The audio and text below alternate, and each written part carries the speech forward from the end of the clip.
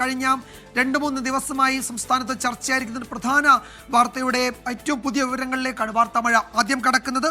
Thiruvananthapuram medical കോളേജിലെ ശസ്ത്രക്രിയാ ഉപകരണങ്ങളുടെ അപര്യാപ്തത തുറന്നു പറഞ്ഞ ഡോക്ടർ ഹാരിസ് ഹസന് മുഖ്യമന്ത്രിയുടെ വിമർശനം. ഹാരിസിന്റെ പ്രതികരണം ഇന്ത്യയിലെ ഏറ്റവും നല്ല ആരോഗ്യ മേഖലയെ തെറ്റായി ചിത്രീകരിക്കുന്നതിന് കാരണമായി എന്നാണ് മുഖ്യമന്ത്രിയുടെ കുറ്റപ്പെടുത്തൽ. ഡോക്ടർക്ക് അതൃപ്തി ഉണ്ടാകാം, അത് കേരളത്തെ താറടിച്ചു കാണിക്കണമെന്ന് ആഗ്രഹിക്കുന്ന ശക്തികൾക്ക് ഉപയോഗിക്കാൻ കഴിയുന്ന തരത്തിൽ അദ്ദേഹം അവതരിപ്പിച്ചു എന്നായിരുന്നു മുഖ്യമന്ത്രിയുടെ പ്രതികരണം. തിരുവനന്തപുരം മെഡിക്കൽ കോളേജുമായി ബന്ധപ്പെട്ട് വന്ന വാർത്തയിലെ ഒരു ഗവൺമെന്റ് സർവന്റ് നല്ല ആത്മാർത്ഥതയുള്ളയാള്, അർപ്പണബോധത്തോടെ ജോലിയെടുക്കുന്നയാള്, അഴിമതി തീണ്ടാത്തിയാണ്. അത്തരമൊരാള് ഇന്ന് കേരളത്തിലെ ഇന്ത്യയിലെ ഏറ്റവും നല്ല ആരോഗ്യ മേഖലയെ തെറ്റായി ചിത്രീകരിക്കുന്നതിന് അദ്ദേഹം അത് ഉദ്ദേശിച്ചിട്ടുണ്ടോ അറിയില്ല, പക്ഷെ അതാണ് വന്നിട്ടുള്ളത്. അപ്പൊ അദ്ദേഹം ഉന്നയിച്ച പ്രശ്നത്തിലുള്ള ഔദ്യോഗിക വിശദീകരണം ഇപ്പോൾ വന്നിട്ടുണ്ട്.